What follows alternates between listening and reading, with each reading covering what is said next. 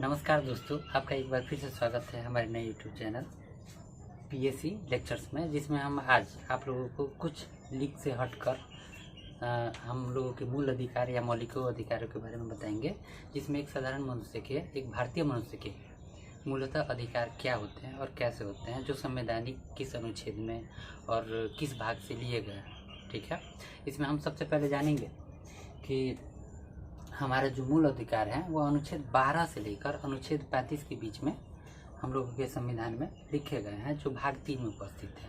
अनुच्छेद 12 और 13, जिसमें हमारे मूल अधिकार की प्रस्तावना और परिभाषाओं को दर्शाया गया है, जिसके बारे में तो कोई विस्तृत हम लोगों को पढ़ाई करनी नहीं है। हम लोगों को पढ़ने वाले जो होते हैं अनुच्छेद 14 से लेकर अनुच्छेद 31 के बीच में जानकारी या पढ़ाई करने होते हैं।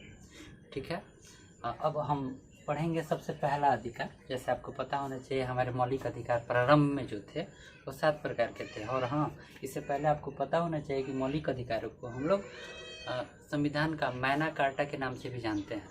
मैग्ना कार्टा का अर्थ ब्रिटिश भाषा में ब्रिटिश मजदूरों को दिया जाने वाला अधिकार था। ठीक है, अब हम लोग आगे इसमें पढ़ेंगे। अच्छा, प्रारंभ में हम लोग के 7 मौलिक अधिकार थे। जो 7 मौलिक अधिकार मैंने आपके सामने ये बोर्ड पर लिख दिए हैं। 7 मौलिक अधिकार है हमारा, जिसमें से पहला मौलिक अधिकार है समानता का अधिकार, जो हम लोग के अनुच्छेद 14 से अनुच्छेद 18 के बीच में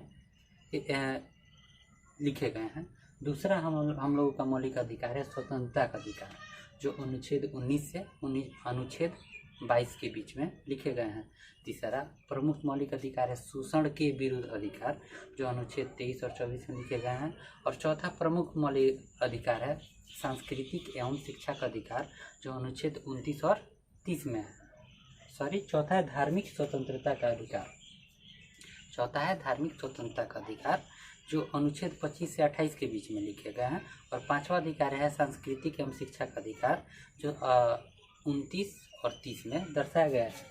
छठा अधिकार है हम लोग का संपत्ति का अधिकार, जिसका अनुच्छेद 31 में लिखा गया था, जो करेंट समय में हम लोग के संविधान से हट गया है।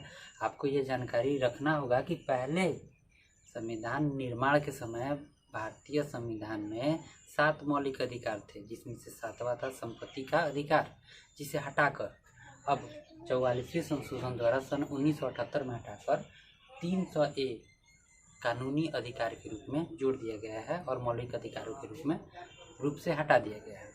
हम लोग का छठा मौलिक अधिकार है संवैधानिक उपचारों का अधिकार, जिसका उल्लेख अनुच्छेद 32 में। अब चलिए हम इसमें से विस्तृत पढ़ेंगे, आपको विस्तृत पढ़ेंगे। ठीक है, अब हम आपको मौलिक अधिकारों में सबसे पहला अधिकार समानता के अधिकार के बारे में पढ़ेंगे, जिसका अनुच्छेद 14 से लेकर अनुच्छेद 18 में उल्लेख किया गया है। अब पहला है समानता के अधिकार में, जो पहला अधिकार है जो अनुच्छेद 14 में है, जिसे विधि या कानून के समक्ष समानता कहते हैं। जिस अधिकार के अंतर्गत भारत में रहने वाले प्रत्येक भारतीयों को भारतीय कानून में समानता का अधिकार है और सभी व्यक्ति पर एक समान कानून लागू होता है, जिसे समता या स्वतंत्रता का अधिकार हम लोग कहते हैं। दूसरा हम लोग का प्रमुख है धर्म, जाति, लिंग, स्थान आदि के आधार पर विभेद, जिसका उल्लेख अनुच्छेद 15 में किया गया है कि किसी भी व्यक्ति से धर्म के आधार पर, लिंग के आधार पर स्त्री पुरुष, जाति के आधार पर और जन्म स्थान के आधार पर विभेद नहीं किया जा सकता है। सभी व्यक्ति एक समान है। ठीक है, और तीसरा इसमें से अनुच्छेद जो 16 में है, वो लोक नियोजन में अवसर की समानता है। अर्थात किसी भी सरकारी नौकरियों में सब लोगों को एक समान अवसर दिया जाना चाहिए। ठीक है, जिसका उल्लेख हम लोगों के संविधान के किस भाग अनुच्छेद के किस भाग में है? अनुच्छेद 16 में इसका उल्लेख है। और अनुच्छेद 17 में अस्पृश्यता का अंत किया गया है। अस्पृश्यता, जिसे आम देहाती भाषा में छुआछूत की भावना हम लोग बोलते हैं, जो गांव देहातों में शहरों की तुलना में अभी अधिक देखी जाती है, लेकिन शहरों में लगभग अस्पृश्यता समाप्त हो चुकी है। गांव में अस्पृश्यता अभी भी लगभग है, जहां ऊंचा नीचा छोटा भेदभाव समझ के किसी को कहीं बैठाया जाता है। ठीक है। लेकिन अगर इसके विरुद्ध अगर किसी भी व्यक्ति को आवाज़ उठाना है तो वह अनुच्छेद 17 के अंतर्गत आवाज़ अपना उठा सकता है, जिसमें भारतीय संविधान उसके अधिकारों की रक्षा करेगा, ठीक है। और आगे है उपाधियों का अंत, ठीक है। उपाधियों का अंत अनुच्छेद 18 में इसका उल्लेख किया गया है, जिसमें कोई भी व्यक्ति अपने नाम के आगे महाराज या ऐसी उपाधि जिससे वो अपने आप को श्रेष्ठ दर्शाता हो, ऐसी उपाधियों को हटाने का प्रावधान रखा गया है। जैसे महाराज की उपाधि जैसे पुराने समय में राजा महाराजा लगाया करते थे, महारानी, रानी, राजा वगैरह। अब जैसे रविंद्रनाथ टैगोर को नाइट की उपाधि दी गई थी, तो नाइट रविंद्रनाथ टैगोर, आगे नाइट सब पहले लगाए जाते थे, लेकिन इन सभी उपाधियों की मान्यता हटा दी गई।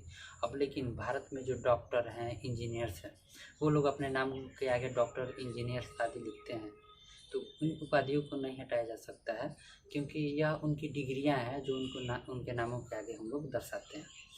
अर्थात डिग्रियों को उनके नामों के आगे हम लोग लिख सकते हैं, लेकिन जो प्रमुख उपाधियाँ हैं, जैसे कोई व्यक्ति भारत रत्न से सम्मानित हो गया तो अपने नाम के आगे भारत रत्न शब्द नहीं इस्तेमाल कर सकता है, क्योंकि वह संविधान के मौलिक अधिकारों के अंतर्गत अनुच्छेद 18 का हनन कर रहा है, ठीक है।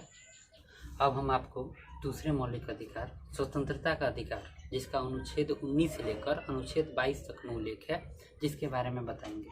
आपको पता होना चाहिए कि भारत में सर्वाधिक इसी अधिकार का मीडिया या जनप्रतिनिधियों द्वारा इस्तेमाल किया जाता है, या सभाओं द्वारा या पढ़े लिखे तबकों द्वारा इसी अधिकार का सर्वाधिक इस्तेमाल किया जाता है। जैसे आपको पता होना चाहिए कि दूसरा अधिकार स्वतंत्रता का अधिकार है।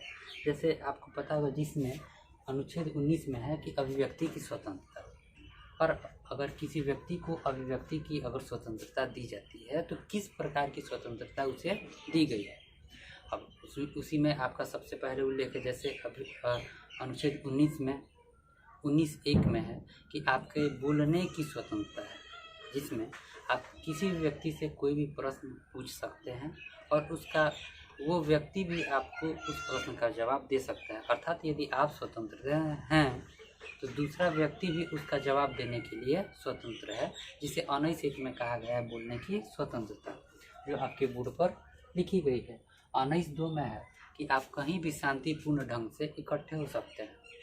जैसे 1 आदमी, 2 आदमी, 10 आदमी इकट्ठे होकर आंदोलन किया जाता है। इसमें ऐसा नहीं कि कोई व्यक्ति लाठी डंडा या फिरसा, भाला वगैरह लेकर इकट्ठा हो सकता है। सबसे पहले ही इस चीज़ को लिखा गया है कि शांतिपूर्ण ढंग से वह इकट्ठा हो सकता है और अपनी आवाज़ों को वह उठा सकता है। बोलने के साथ साथ अपनी आवाज़ों को एक समूह में वो पहुंचा सकता है, जिसमें समूह में कब पहुंचाएगा, जब वो एक पास इकट्ठा होगा, वो भी शांतिपूर्ण ढंग से।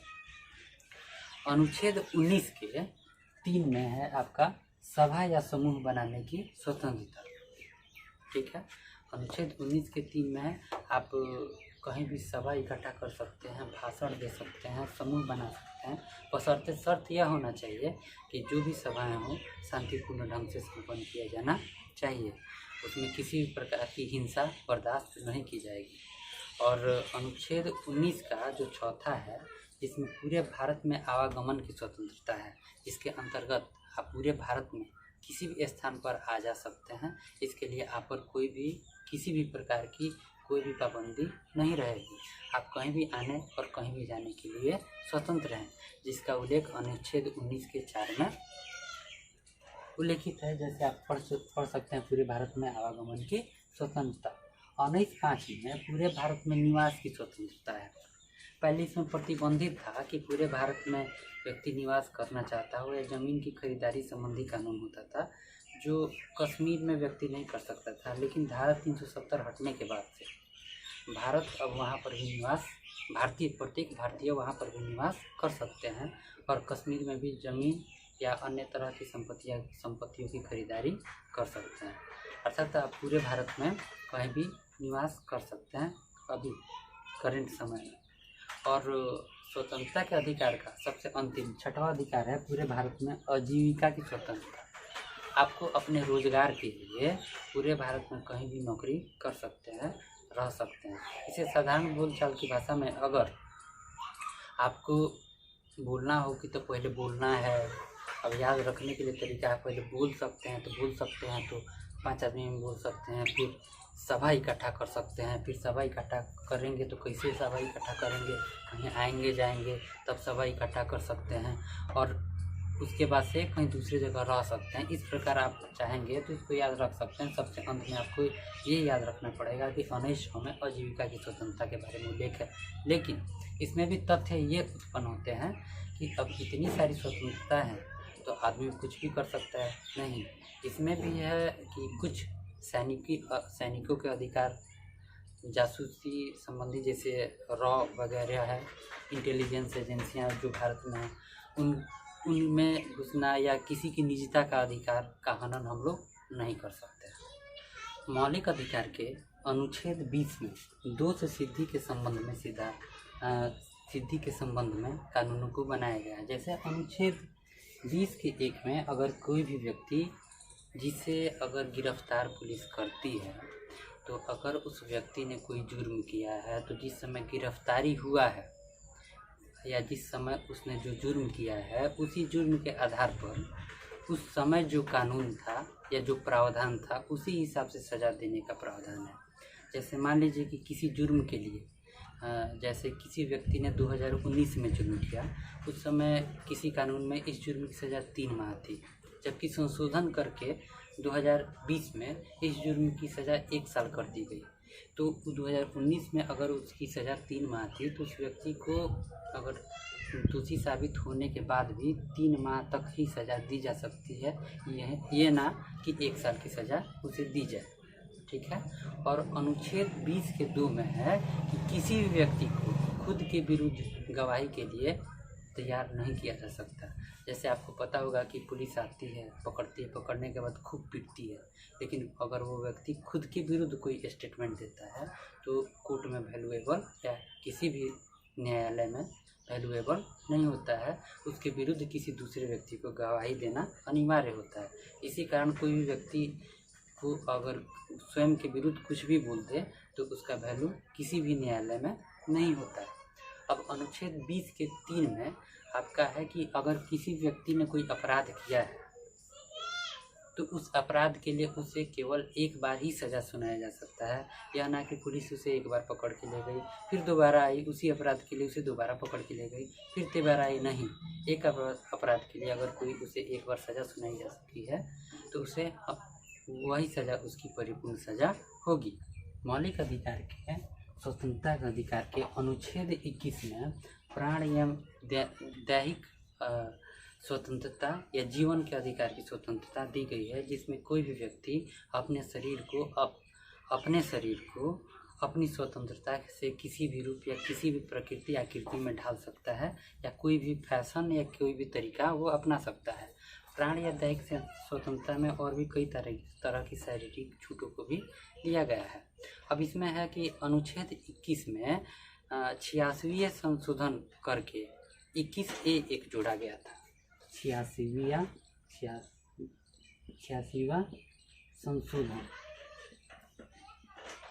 जो जोड़ा गया था 21A के अंतर्गत, ठीक है, 6 से 14 वर्ष की आयु को अनिवार्य और निःशुल्क शिक्षा देने का प्रावधान अपनाया गया, कि जिसमें कोई भी बच्चा हो चाहे किसी भी तबका का हो, उसे अगर 6 से 14 वर्ष कोई भी सरकार होगी निःशुल्क और अनिवार्य रूप से शिक्षित करेगी। आपको यह बात भी जानकारी होनी चाहिए कि मौलिक अधिकारों में जितने भी मौलिक अधिकार हैं, अगर राष्ट्रपति आपातकाल घोषित करता है तो आपातकाल घोषित करता है वह अनुच्छेद 352 के अंतर्गत। अगर आपातकाल घोषित करता है तो अनुच्छेद 21, 20 और 21 को निरस्त नहीं किया जा सकता है, जिसमें अपराधी का दोष मुक्त वाला है, जो इससे पहले मैंने बताया दोष सिद्धि का सिद्धांत, और 21 में है 21A जिसमें बच्चों की अनिवार्य शिक्षा और दैहिक स्वतंत्रता का सिद्धांत, और बाकी सभी को आपातकाल घोषित कर राष्ट्रपति मूल अधिकारों को निरस्त कर सकता है।